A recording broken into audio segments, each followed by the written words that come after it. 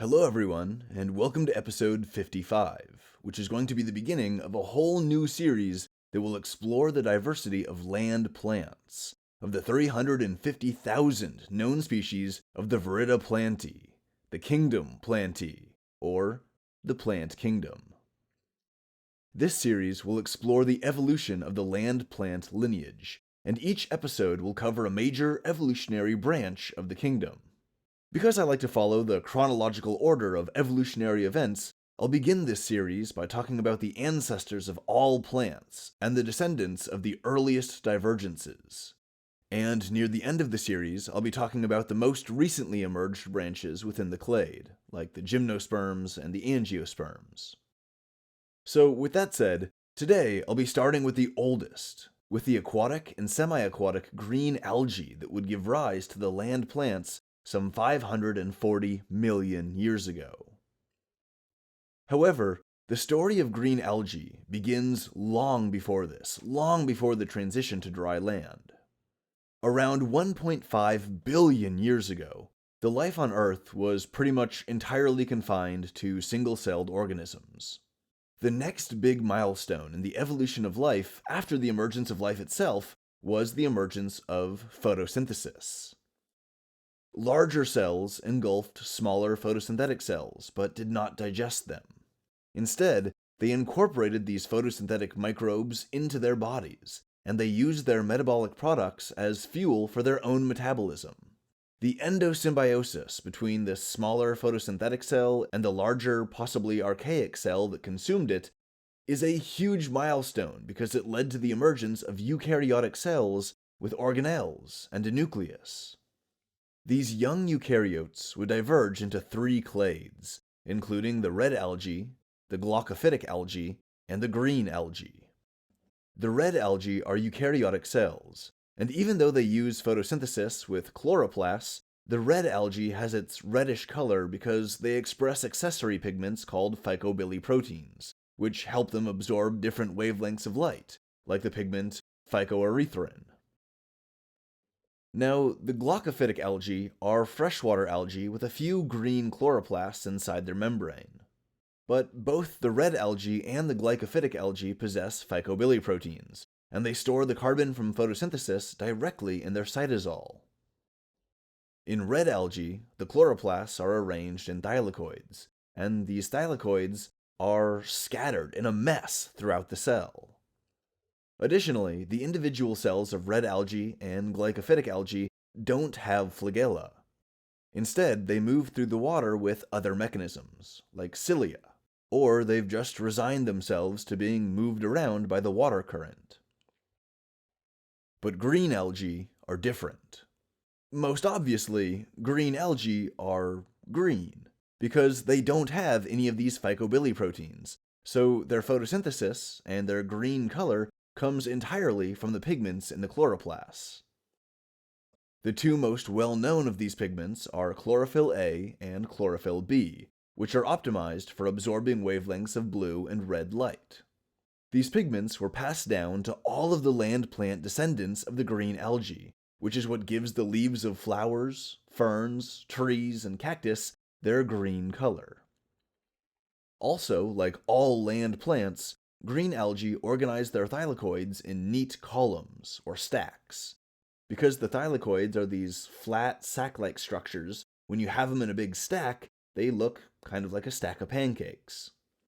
This is distinct from the red algae, which have their thylakoids not organized at all. They're just scattered around in a mess within the cell. Now, the plants also share a chemically similar cell wall and sperm with green algae. They store sugar in the form of starch, and these are all lines of evidence placing the green algae as the ancestors of all plants, because these are all things that they share in common. They're traits that appeared in the common ancestor and have been preserved in virtually all of the descendants. Again, unlike red algae and glycophytic algae, the cells of these ancestral green algae did have flagella, which these green algae cells used to propel themselves and navigate through the water. When the green algae emerged as some of the earliest eukaryotes on Earth, They soon began to experience internal division as the ancestral population group spread out and began to diverge. Two major clades appeared, the chlorophytes and the charophytes. Both of these clades are very diverse, with a huge range of physiologies and morphologies. The chlorophytes, for example, include unicellular and multicellular algae species. Some of them are parasitic, others are free-living organisms. Some species live in freshwater, others live in salt water, while others still live on dry land, from tropical jungles to hot deserts to the wintry boreal forests.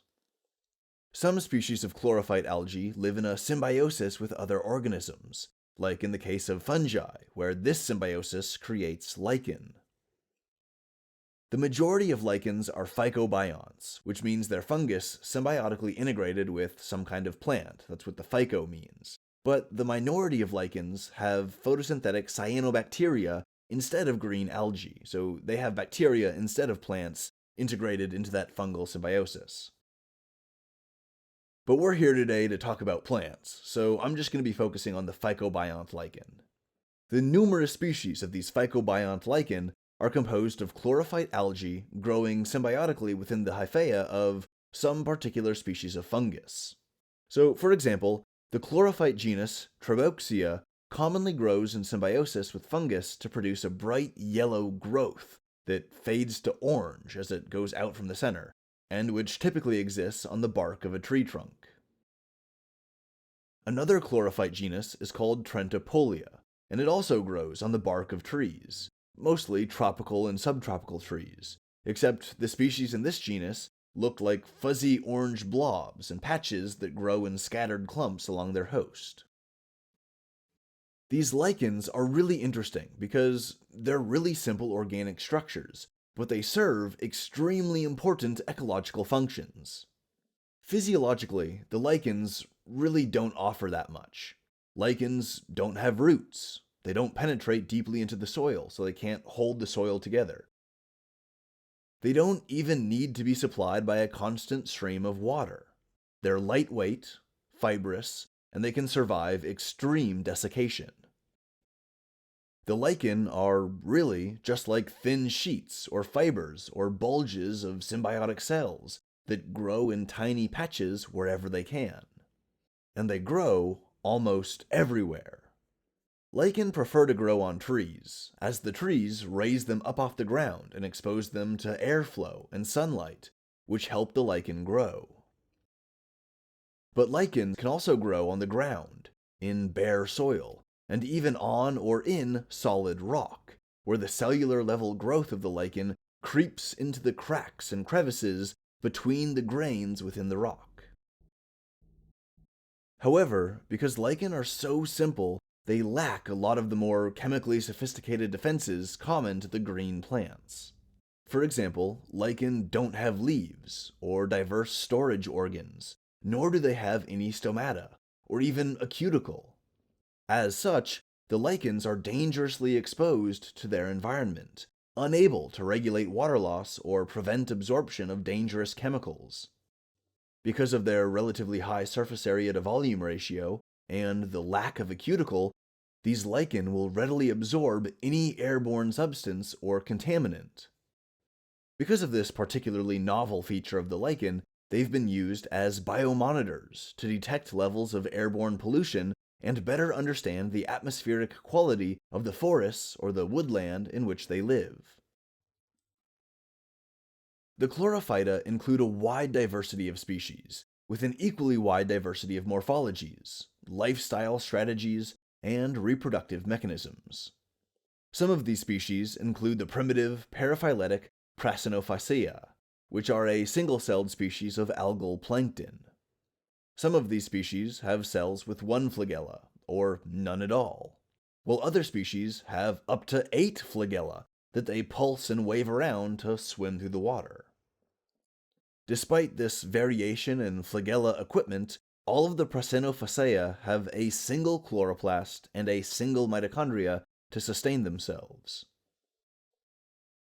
Another primitive group of chlorophytes are called the palmophylleles, which are unicellular organisms that grow in colonies or masses of pseudo-multicellular organisms. These are called pseudo-multicellular because they grow together in a mass of gooey gelatinous slime that they secrete and swim within. There's also the Patinomonadacea family, which is composed of unicellular species that are characterized by each individual cell possessing a single flagella. There's an order of chlorophytes called the Chlorodendrales, which are unicellular flagellated algae that possess literal scales. They have scales made of carbohydrates that overlap and meld together over the outer surface of the cell to create a fused outer wall. Each Chlorodendrale cell has 4 flagella, and these are covered in unfused scales that allow for articulation and movement. This group of green algae exists in the oceans, and they too are also considered to be a kind of plankton. There's 2 groups of chlorophytes that are of particular interest: the Chlorophycea and the Ulvophycea. Both of these groups are really diverse in their own right, and they include a range of species with wildly different morphologies.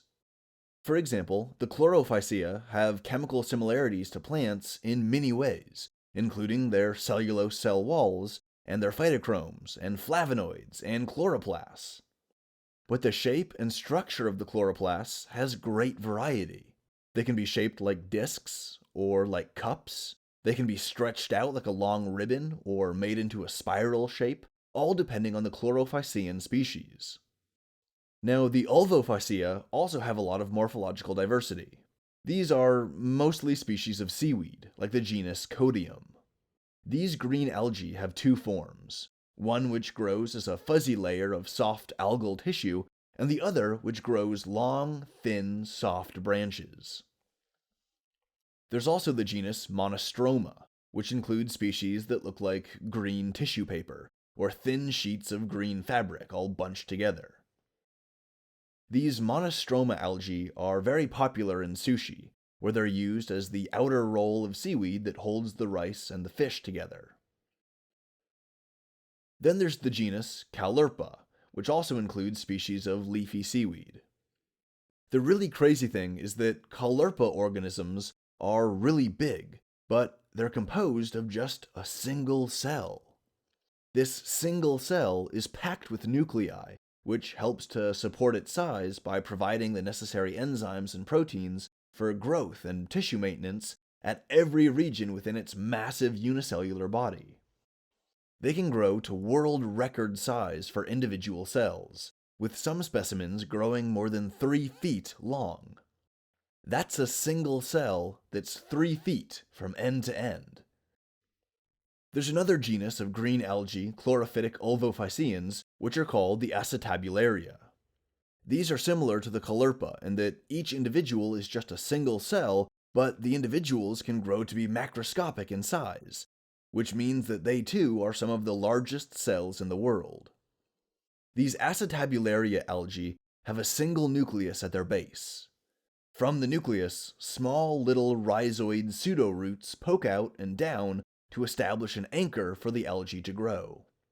Then the stalk extends upwards, up to about 10 centimeters in height, where it ends in a broad circular cap that looks like a perfectly circular leaf. The large cells of the Caulerpa require a lot of nuclei, but the large Acetabularia cells only have 1 nuclei. Well, technically they have 1 nuclei structure, but it's actually composed of a lot of individual nuclei that are all smashed together within the same nuclear membrane. To reproduce, some of these individual nuclei will undergo meiosis to produce gametes, which are then released into the water to fertilize the gametes of another individual. So it's not like they have gonads. They don't have gonadal tissue to produce individual gametes. They just have this single mass of a whole bunch of clumped together nuclei, and some of those nuclei within the greater whole will undergo meiosis to pump out some gametes, and those get secreted to find other gametes to reproduce. So everything I've just covered are most of the major groups within the chlorophytes, which, if you remember, are one of the 2 major lineages of green algae. The other lineage, which I've only mentioned once so far, are the Chlorophyta, from which emerged the Embryophyta lineage of land plants. Now, I want to focus briefly on the Chlorophyta, which are all the groups and lineages within the clade Streptophyta that doesn't necessarily include the land plants themselves. The charophytes have more genetic and chemical similarities with the land plants than the chlorophytes do, indicating the arrangement of these close genetic relationships. Some of the earliest charophytes diverged into the Mesostigmatophyceae, which are scaled, kind of like the Chlorodendrales, and they also diverged into the Chlorokybophyceae, which is a kind of algae found in the soil of high-altitude alpine biomes. The next divergence in the charophyte lineage produced the Klebsormitiaceae. This is a relatively small family of green algae with individual cells that look like plump cylinders. The cells divide along their long axis, creating these single-celled columns that form long strands, or filaments. They grow in huge numbers to create slimy, fibrous, hairy mats, made up of millions of these tangled green filaments. They can also reproduce through fragmentation, which is a relatively crude process by which literal fragments, or chunks of cells broken off of an adult, can stay alive and regenerate to create a new individual. It's kind of like if you broke off your arm, and your arm regrew, but then a new person regrew from your severed arm. In a nutshell, that's reproduction via fragmentation. When the Klebsormitiaceae diverged from the main green algae lineage, the species that they left behind, the species that they diverged from, remained in a group called the Phragmoplastophyta. This clade of green algae is split into 4 smaller lineages, one of which would become the land plants, but I'm going to get to them at the end of the episode. The first of these lineages to branch out of the Phragmoplastophyta were the Charophyceae. This lineage has remarkable similarities to land plants, and you can see a lot of shared features between them, like upright growth with regular nodes and little branches coming off the nodes. In many of these species, like the stoneworts, they grow on the shallow floor of an ocean, like near an island or a shoreline, where they can be held upright and swayed around by the water currents while still having exposure to the sunlight. Their thin stalks are actually composed of single-cell columns. The cells are just huge, extremely elongated, and multinucleated to compensate for their huge size. Shortly after the Charophyceae diverged from the Phragmoplastophyta clade, there was another divergence, which would produce the Coleochaetophyceae. These live in a manner very similar to the land-based epiphytes. They use the bodies of other plants as a mechanical substrate to grow upon, but they don't parasitize their host, or extract resources from them. Instead, they use the host simply as a physical structure to sit on and grow on. They absorb nutrients from the proximal water, or stuff that they accumulate from the air, like dust clouds or rainwater. Like the rest of the green algae, these Coleochaetophyceae express an alternation of generations as they reproduce and perpetuate their lineages. They have a sexual reproductive stage where they release gametes that fuse to form diploid zygotes, and they have an asexual stage where they release haploid spores that form new mature individuals all on their own. The coleochaetophytes can reproduce asexually by budding off a few cells that will then swim through the water to find a good growing place somewhere else, where they'll divide by mitosis to form new mature adults. They can reproduce sexually by releasing haploid sperm into the water, which will fertilize the egg cells that are retained on the adult algae. This is kind of interesting, because the fertilization creates a diploid zygote that stays retained in the mature algae's body. It will grow into a larger mass, surrounded by sterile cells grown by the parent to encapsulate the zygote and protect it. Sometimes these sterile cells will be used like a transfer area for the parent algae to hand off nutrients to the developing zygote, but they're mostly just used for mechanical separation, to protect the zygote. Now, instead of forming a single individual, This zygote will undergo meiosis to produce 8 to 32 smaller individual cells called zoospores. These zoospores will then swim off as their own independent cells to create new individuals.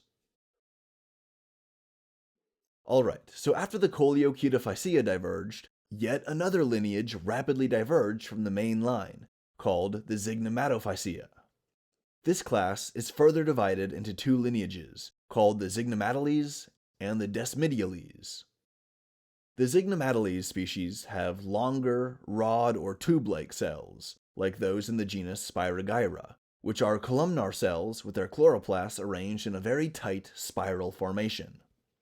These tube-shaped cells grow in long, unbranching filaments, which appear to us, from our macroscopic perspective, as clumps or sheets of fuzzy green slime.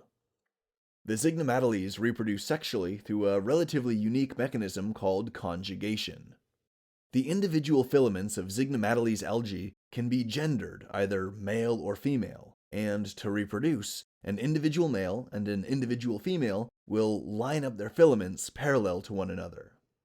Once their filaments are in proximity, they extend a short bridge of the plasma membrane, and when it connects, it creates a little corridor, and some cells from the male will squirm through this membrane corridor like an amoeba. The male cells, meeting with the female cells, will allow for fusion, and the formation of a zygote which undergoes meiosis to produce more filaments. The Desmidiales, or the desmids, also occasionally reproduce through this process of conjugation, but this only tends to happen under stressful conditions, when the desmid species needs to ensure genetic variety is perpetuated into the incoming generations. This is a good strategy in stressful conditions where individuals might die frequently and take their unique alleles with them, and so populations may shrink considerably. Under normal conditions, the desmids will reproduce in a relaxed, asexual fashion through cellular fission. These desmids are particularly fascinating because they exist as single-celled organisms, but each cell looks like two symmetrical segments, connected to each other by a narrow extension of membrane that houses the nucleus. The nucleus is like a knot that ties the two symmetrical halves together. The desmids also exhibit a wall structure that's kind of similar to plant cells. There's an inner cell wall composed of cellulose, just like in plants, and an outer cell wall. But instead of lignin, this outer cell wall is also cellulose. It just has additional compounds embedded within it that make it thicker and stronger, with mechanical protrusions like warts and spines. On top of this, the cell walls have pores that allow for the secretion of a slippery mucus that coats the cell and protects it, which is a mechanism that's really similar to land plants that secrete cuticle to help them seal in moisture. It should then be no surprise that these Zygnomatophyceae, with their Zygnomatales and Desmidiales subgroups, are believed to be the closest relatives to the fourth and final lineage that diverged from the Phragmoplastophyta. This fourth lineage diverged some 500 to 600 million years ago, and it would be known as the Embryophyta, or the land plants, which will be the focus of all of the rest of the episodes in this series. Now, I'm a little conflicted on this episode. It's not as long as my usual episodes, but the algae are they're so wildly diverse that there's no way that I could hope to comprehensively cover all of their morphologies and habitats and reproductive mechanisms. It would be a huge, jumbled, disorganized mess of an episode, and it would be really confusing to listen to. I mean, more confusing than it already is to listen to me rattle off names from the big book of algal taxonomy.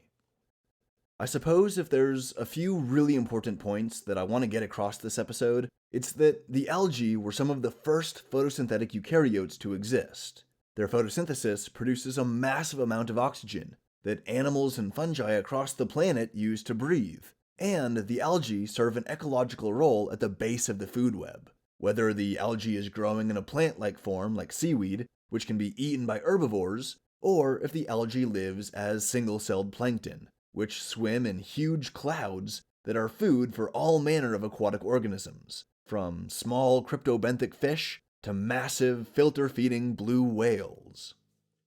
The evolved traits within the green algae set the stage for the further development of land plants, giving them the biochemical and physiological basics that evolution can work with to adapt them to life on dry land, like pores that secrete a waxy substance that can be evolved into a cuticle, or the pores themselves that can be evolved into stomata, or the evolution of vascular tissue.